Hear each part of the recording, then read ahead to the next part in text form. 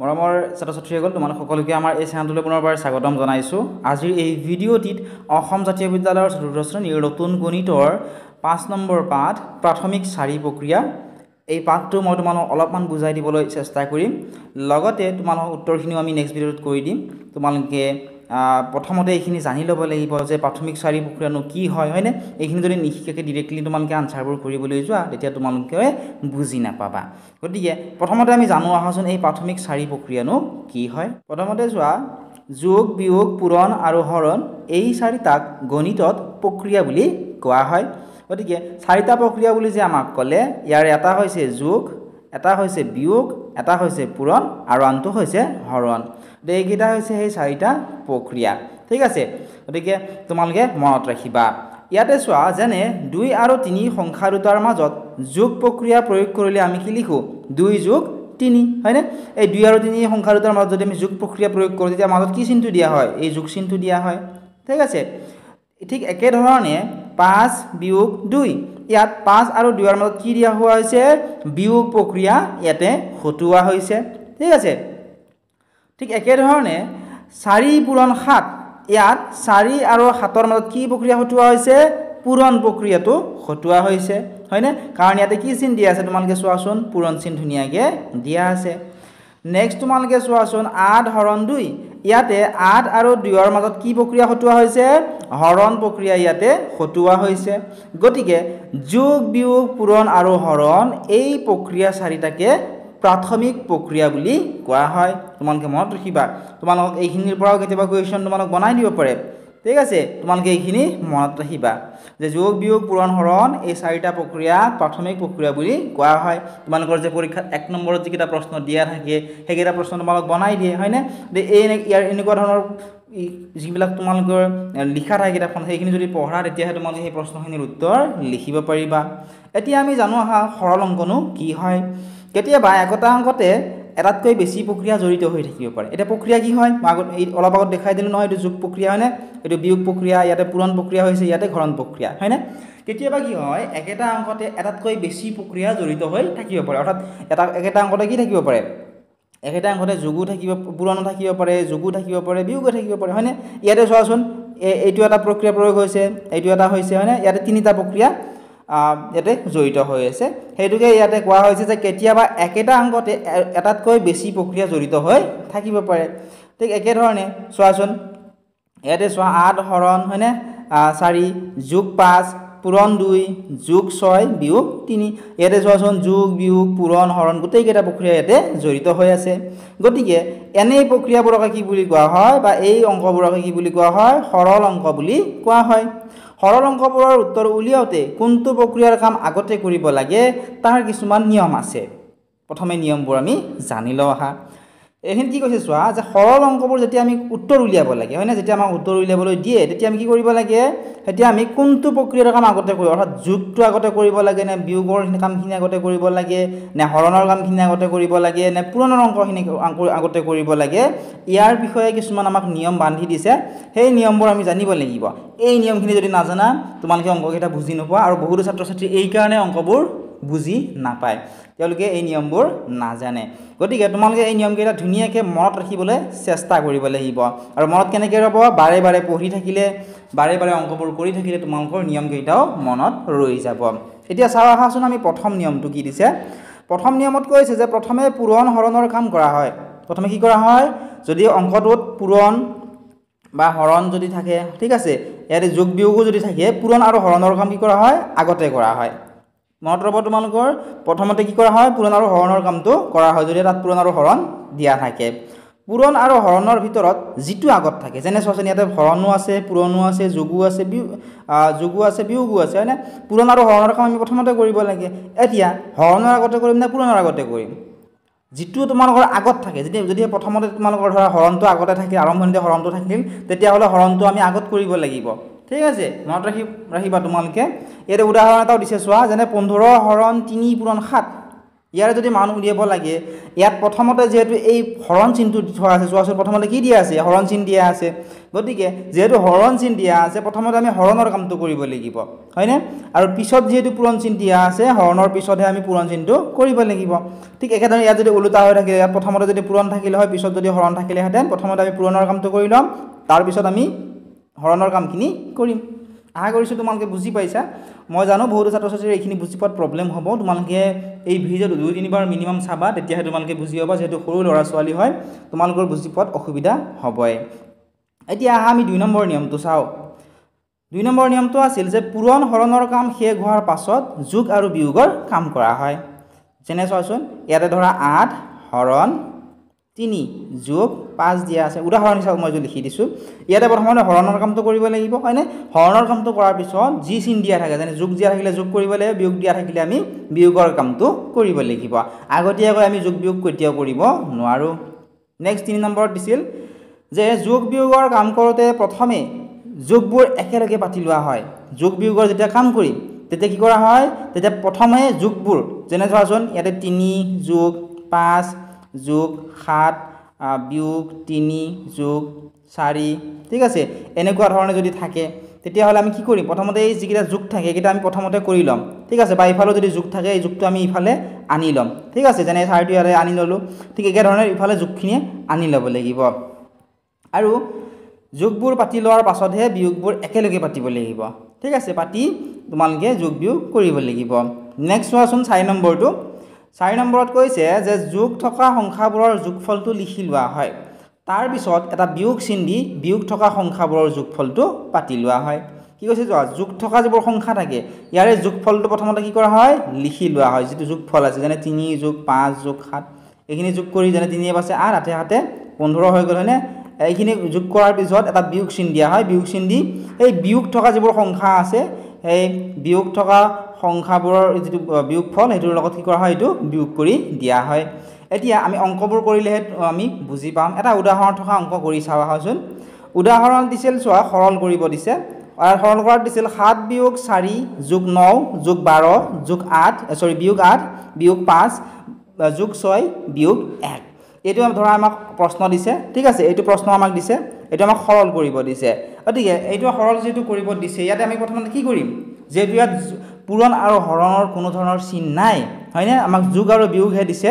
গতিকে আমি এইটো নিয়ম ফলো কৰিলে হ'ব আমি কি কৰিব লাগিব আমি কি কৰিম আমি যোগ থকা যিবোৰ সংখ্যা আছে সেই সংখ্যাবোৰৰ যোগফলটো আমি লিখি ল'ম যেনে ইয়াতে প্ৰথমতে আছে 7 7ৰ আগত একো চিন নাই মানে যোগ চিন থাকে ঠিক আছে সংখ্যাৰ আগত যদি একো চিন নাথাকে তেতিয়া কি হয় যোগ থাকে গতিকে 7টো লিখিলো 4টো আমি বাদ দিলো যোগ কি আছে 9 আছে এটা চোৱা 7 আৰু 9 লিখিলো যোগ 12 আছে 12 লিখিলো তাৰপিছত যোগ 6 আছে 6 লিখিলো ঠিক আছে এতিয়া নেক্সট কি কৰিম বাকি তাৰ পিছত এটা বিয়োগ চিন দিব লাগিব এটা কি কৰিব লাগিব বিয়োগ চিন দিব ইয়াত চোৱাতে বিয়োগ চিন দিছে হয়নে বিয়োগ চিন দি বিয়োগ থকা সংখ্যাবোৰৰ যোগফলটো পাতি লোৱা হয় অতে বিয়োগ চিন দিয়াৰ পিছত ইয়াতে বিয়োগ কি আছিল চোৱাচোন ইয়াতে 4 আছিল ইয়াতে 4 পাতিলো হয়নে নেক্সট বিয়োগ 8 আছিল আমি 8 পাতিলো বিয়োগ 5 আছিল আমি 5 পাতিলো বিয়োগ 1 আছিল আমি 1 পাতি ললো অৰ্থাৎ যোগখিনি আৰু বিয়োগখিনি আমি সেপাৰেট কৰি ললো হয়নে এতিয়া কি কৰিব লাগিব চোৱা নেক্সট স্টেপত এতিয়া যোগ থকা সংখ্যাবোৰৰ যোগফল উলিওৱা যেটা যোগ থকা সংখ্যাবোৰ কি কৰিব লাগিব যোগফল উলিয়াব অৰ্থাৎ এইখিনিৰ আমি কি কৰিম যোগফল উলিয়াম হয়নে এতিয়া 7ৰ লগত 9 আৰু 12 আৰু 6 যেতিয়া যোগ কৰিম তেতিয়া আমি কিমান পাম ইয়াতে চোৱা কৰি দি থৈ দিছে 36 পাম হয়নে এতিয়া যোগ থকা সংখ্যাবোৰ কি কৰিলো যোগফল উলিয়ালো ঠিক একে ধৰণে আমি কি কৰিব লাগিব এই বিয়োগ থকা সংখ্যাবোৰৰ বিয়োগ যিকেইটা আছিল অৰ্থাৎ এইকেইটাত চোৱাচোন বিয়োগ আছিল হয়নে এই বিয়োগ থকা সংখ্যাবোৰৰ কি কৰিব লাগিব আমি যোগফল উলিয়াব লাগিব যেনে 4 যোগ 8 4 এতে হৈ গ'ল 12 হয়নে 12 পাছে হৈ গ'ল 17 17 একে হৈ গ'ল 18 অৰ্থাৎ বিয়োগ থকা সংখ্যাবোৰ আমি কি কৰিলো যোগফল উলিয়ালো যোগফল উলিয়াৰ পাছত কি কৰিব লাগিব প্ৰথমতে যে যোগ যিকেইটা কৰিছিলো যেনে 7 এইকেইটা আমি যোগ কৰিছিলো নহয় এইকেইটা যোগ কৰি আমি 36 পালো আৰু 36 প্ৰথমতে লিখি ললো তাৰ পিছত বিয়োগ কেইটা যোগ কৰি বিয়োগ চিন যিকেইটা আছিল এইকেইটা যোগ কৰি 18 পালো সেই 18টো আমি 36ৰ পৰা বিয়োগ কৰি দিলো বিয়োগ কৰি যেটো 16 পালো এইটোৱে হৈছে ইয়াৰে উত্তৰ তোমালোকৰ যিসকলৰ বুজি পোৱাত প্ৰবলেম হৈছে তোমালোকে 2-3 বাৰ চাবা তাৰ পিছতো যদি কিবা বুজি নোপোৱা থাকে আমাক WhatsApp নম্বৰ দিয়া আছে WhatsAppত মেছেজ কৰি তোমালোকে সুধিব পাৰিবা মনত ৰাখিবা কেৱল অনলাইন ক্লাছ কৰা ছাত্ৰ ছাত্ৰীসকলৰ বাবে এই সুবিধাটো উপলব্ধ হয় ঠিক আছে যিসকল ছাত্ৰ ছাত্ৰী আমাৰ অনলাইন ক্লাছত এতিয়ালৈকে জইন কৰা নাই তোমালোকে জইন কৰি ল'বলৈ নাপাহৰিবা বহুতো ছাত্ৰ ছাত্ৰী ইতিমধ্যে আমাৰ লগত অনলাইন ক্লাছ কৰি আছে মাত্ৰ 199 টকাত তোমালোকে 1 বছৰৰ কাৰণে অনলাইন ক্লাছ কৰিব পাৰিবা আৰু তাত বহুতো সুবিধা তোমালোকে পাবা গতিকে এতিয়াই তোমালোকে অনলাইন ক্লাছত জইন কৰি লোৱা নেক্সট আৰু এটা আমাক দিছে চোৱাচোন এইটো চোৱা উদাহৰণ আৰু এটা আমি কৰি চাওঁ সৰল কৰা তেতিয়াহে তোমালোকে বুজি পাবা ইয়াতে তোমালোকে চোৱাচোন ইয়াতো কি দিছে 15 বিয়োগ 9 বিয়োগ 4 যোগ 20 বিয়োগ 4 বিয়োগ 3 বিয়োগ 5 হয়নে ইয়াতে আমি কি কৰিম প্ৰথমতে যোগ চিন থকা কিটা আমি ধুনিয়াকৈ পাতি লম ইয়াতে যেহেতু চোৱাচোন এইটো অংক হৈছে এইটো ঠিক আছে গতিকে ইয়াতে চোৱা ইয়াতে 15 পাতি ললো ঠিক আছে নেক্সট যোগ 20 আছে 20 পাতিলো তাৰপিছত যোগ আছে নে আৰু নাই গতিকে যোগ থকা কিটা আমি পাতি ললো এতিয়া আমি কি কৰিম বিয়োগ থকা কিটা বিয়োগ চিন এটা দি পাতি লম বিয়োগ 9 পাতিলো চোৱা বিয়োগ 9 বিয়োগ 4 পাতিলো আকৌ বিয়োগ 4 পাতিলো আকৌ বিয়োগ 3 পাতিলো বিয়োগ 5 আমি পাতি ললো ঠিক আছে এতিয়া আমি কি কৰিম এই 15 লগত আমি 20 যোগ কৰিম 15 লগত 20 যোগ কৰিলে কিমান হ'ব 15 লগত যদি আমি 20 যোগ কৰো আমি কিমান পাম 35 পাম সেই 35 টো চোৱা ইয়াতে লিখা হৈছে হয়নে ঠিক একে ধৰণে আমি কি কৰিছো এই 9 4 3 আৰু 5 একেটা যোগ কৰি দিম 9 লগত 4 যোগ কৰিলে 9 4 হ'ব 13 13 লগত 4 যোগ কৰিলে 13 4 হ'ব 17 17 লগত 3 যোগ কৰিলে 17 3 হ'ব 20 20 লগত 5 যোগ কৰিলে 20 5 হ'ব 25 সেই 25 টো আমি ইয়াতে লিখিলো ঠিক আছে অৰ্থাৎ আমি কি কৰিলো তোমালোকে চোৱাচোন আমি কি কৰিলো 35 ৰ পৰা 25 আমি বিয়োগ কৰিলো বিয়োগ কৰি উত্তৰটো কি পালো 10 পালো ঠিক আছে আশা কৰিছো তোমালোকে বুজি পালা এতিয়া যদি আমি চাও খ নম্বৰটোত ইয়াতে তোমালোকে চোৱাচোন 140 দিয়া আছে যোগ 35 বিয়োগ 175 যোগ 85 বিয়োগ 70 বিয়োগ 40 আৰু যোগ 30 আমাক ধুনিয়াকৈ ইয়াতে দি থৈছে এতিয়া আমি কি কৰিব লাগিব এতিয়া আমি কৰিব লাগিব যোগ কেইটা আমি কি কৰিম এটা সেপাৰেট কৰি লম ঠিক আছে এক সাইড কৰি লম আৰু বিয়োগ কেইটা সেপাৰেট কৰি লম এতিয়া তোমালোকে চোৱাচোন ধুনিয়াকৈ চোৱা মনোযোগ দি চাবা তোমালোকে 140 আছিল হয়নে 140 আছিল 140 পাতিলো যোগ 35 আছিল যোগ 35 পাতিলো যোগ 85 আছিল যোগ 85 পাতিলো আৰু শেষত আছে যোগ 30 পাতি ললো অৰ্থাৎ যোগ কেইটা আমি সেপাৰেট কৰি ললো এতিয়া আমি কি কৰিম বিয়োগ চিন থকা কেইটা আমি পাতি লম এতিয়া চোৱা ইয়াতে বিয়োগ 175 আছিল হয়নে ইয়াতে বিয়োগ 175 পাতিলো বিয়োগ 70 আছিল বিয়োগ 70 পাতিলো বিয়োগ 40 আছিল বিয়োগ 40 আমি পাতি ললো এতিয়া নেক্সট স্টেপত আমি কি কৰিম এই যিকেইটা যোগ চিন থকা আছিল ইয়ালৈকে 140 যোগ 35 যোগ 85 যোগ 30 এইকেইটা আমি যোগ কৰিম যোগ কৰি যেটো যোগফল পাম এইকেইটা যোগ কৰিলে পাবা তোমালোকে 290 সেই যোগফলটোৰ সৈতে এই যিকেইটা বিয়োগ চিন আছে যেনে 175 70 আৰু 40 যেনে 175 লগত 70 যোগ কৰিলে কিমান হ'ব তোমালোকে কোৱাচোন 245 জানে 245 লগত 40 যোগ কৰিলে কিমান হ'ব 285 অৰ্থাৎ ইয়াতে আমি পাতি ললো চোৱা 285 নেক্সট আমি কি কৰিলো এই 290 ৰ পৰা 285 বিয়োগ কৰিলো বিয়োগ কৰোতে আমি কিমান পালো 5 পালো এটো হৈছে ইয়াৰে উত্তৰ এনে ধৰণে তোমালোকে কৰিব লাগিব এতিয়া নেক্সট আমি পূৰণ আৰু হৰণ থকা কৰি চাও তেতিয়া তোমালোকে বুজি পাবা ঠিক আছে এতিয়া চোৱা ইয়াতে দিছিলে 72 হৰণ 8 পূৰণ 5 বিয়োগ 12 যোগ 4 বিয়োগ 3 ইয়াত যেটো পূৰণ আৰু হৰণ আছে পূৰণ আৰু হৰণ থাকিলে আমি কি নিয়ম ফলো কৰিব লাগিব তোমালোকে চোৱাচোন ইয়াতে কৈছে যে নিয়মটো যে পূৰণ হৰণৰ কাম প্ৰথমে পূৰণ আৰু হৰণৰ কাম কৰা হয় ঠিক আছে পূৰণ আৰু হৰণ চিন থাকিলে প্ৰথমে পূৰণ আৰু হৰণৰ কাম কৰিব লাগে পূৰণ আৰু হৰণৰ ভিতৰত যেটো আগত থাকে যেটো চিন আগত থাকে অৰ্থাৎ আগত যদি হৰণ থাকে হৰণ কৰিব লাগিব আগত যদি পূৰণ থাকে আমি পূৰণ কৰিব লাগিব এতিয়া সেই নিয়মমতে আমি এইটো অংকৰ উত্তৰ উলিয়াবলৈ চেষ্টা কৰো আহা ইয়াতে তোমালোকে যদি ভালদৰে মন কৰা প্ৰথমতে কি আছে হৰণ আছে হয়নে প্ৰথমতে আমি হৰণ কৰি ল'ব লাগিব এতিয়া তোমালোকে চোৱা ধুনিয়াকে 72 হৰণ 8 আছিল হয়নে 72 যদি 8 ৰে আমি হৰণ কৰো আমি জানো যে 8 9 গুণ কিমান হয় 72 72 8 ৰে হৰণ কৰোতে আমি কিমান পালো 9 পালো 9 লিখি ললো হয়নে নেক্সট আমি কি কৰিলো এই পূৰণ চিন আছে নহয় পূৰণ 5 পাতি ললো ঠিক আছে 9 টকৰ পৰা গম পালা নহয় এই 72 ক 8 ৰে হৰণ কৰোতে আমি কিমান পালো 9 পালো কাৰণ 9 গুণ কিমান হয় 72 ঠিক একে ধৰণে আমি যদি চাও নেক্সট ইয়াতে চোৱা বিয়োগ চিন আছে হয়না বিয়োগ 12 পাতিলো যোগ 4 আছে যোগ 4 পাতিলো বিয়োগ 3 আছে বিয়োগ 3 পাতিলো কাৰণ প্ৰথমতে আমি পূৰণ আৰু হৰণৰ খিনিহে কৰিব লাগিব প্ৰথমতে আমি যোগ বিয়োগ খিনি কৰিবলৈ কেতিয়াও প্ৰথম স্টেপত আমি নোৱাৰো এতিয়া নেক্সট স্টেপত তোমালোকে চোৱাচোন ইয়াতে আমি এইখিনি পালো হয়না 9 পূৰণ 5 বিয়োগ 12 যোগ 4 বিয়োগ 3 এতিয়া এইখিনিত আমি কি কৰিম তোমালোকে চোৱাচোন 9 পূৰণ 5 9 5 গুণ কিমান হ'ব 45 কাৰণ এত পূৰণ চিন আছে নহয় পূৰণৰ কামটো আগতে আমি কৰি লম গতিকে 9 পূৰণ 5 9 5 কিমান হ'ব 45 হয়নে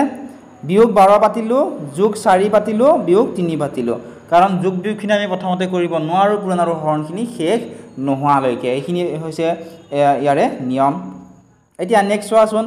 45 ৰ লগত যদি 4 যোগ কৰোঁ 45 এ 4 কিমান হ'ব 49 হ'ব হয়নে ঠিক একে ধৰণে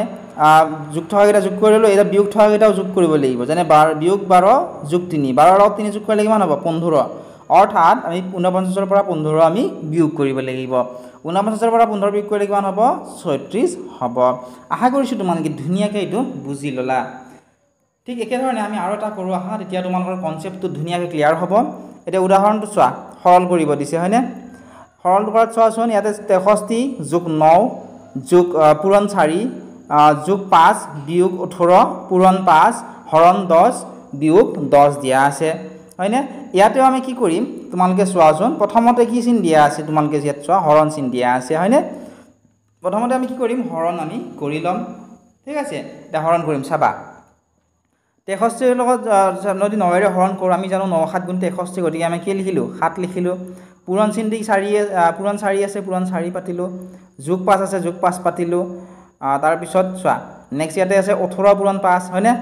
প্ৰথমতে আমি হৰণটো কৰি নেক্সট পূৰণটো কৰিম 18 5 গুণ কিমান হ'ব 90 হয়নে দুটা পূৰণ কৰিলে কিমান হ'ব 90 যেহেতু 18 আগত বিয়োগ চিন আছে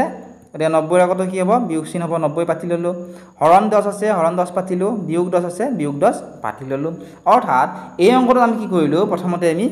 হৰণ কৰিলোঁ 63 9 ৰে হৰণ কৰোঁতে আমি কিমান পালোঁ 7 পালোঁ হয়নে নেক্সট স্টেপত আমি কি কৰিলোঁ 18 ৰ লগত 5 পূৰণ কৰিলোঁ 18 5 গুণ কিমান পালোঁ 90 পালোঁ ঠিক আছে প্ৰথমতে আমি হৰণ কৰিলোঁ তাৰ পিছত আমি পূৰণ কৰিলোঁ ঠিক আছে আমি ধুনীয়াকৈ নিয়মখিনি কি কৰিলোঁ ফলো কৰিলোঁ এতিয়া নেক্সট স্টেপত আমি কি কৰিম তোমালোকে চোৱাচোন নেক্সট স্টেপত ইয়াতে পূৰণ চিন আছে চোৱাচোন 7 পূৰণ 4 হয়নে 7 4 গুণ কিমান হ'ব 28 28 পাতিলোঁ যোগ 5 আছে যোগ 5 পাতিলে নেক্সট ইয়াতে চোৱা 90 আৰু হৰণ কিমান আছে 10 90ক যদি 10 ৰে হৰণ কৰা হয় 10 9 গুণ কিমান হ'ব 90 গতিকে এই কাৰণে 10 9 গুণ যেহেতু 90 ইয়াতে 9 আহি গ'ল ঠিক আছে আৰু এই যেটো বিয়োগ চিন থকি 10 আছিল এই 10 টো ইয়াতে আহিল অৰ্থাৎ যদি তোমালোকে ভালদৰে মন কৰা আমি পূৰণ আৰু হৰণৰ কামখিনি আগতে শেষ কৰিবলৈ চেষ্টা কৰি আছো হয়নে এতিয়া যেহেতু পূৰণ আৰু হৰণৰখিনি শেষ হ'ল এতিয়া আমি যোগ আৰু বিয়োগখিনি সেপাৰেট কৰি লম এতিয়া চোৱা ইয়াতে 28 যোগ 5 আছে হয়নে 28 এ 5 কিমান হ'ল 33 9 ৰ 10 যোগ কৰা 9 10 হ'ব 19 আৰু ইয়াতে বিয়োগ চিন হ'ব ঠিক আছে 33 ৰ পৰা 19 বিয়োগ কৰিলে কিমান হ'ব 14 হ'ব আশা কৰিছোঁ ধুনীয়াকৈ এইখিনি তোমালোকে বুজি পাইছা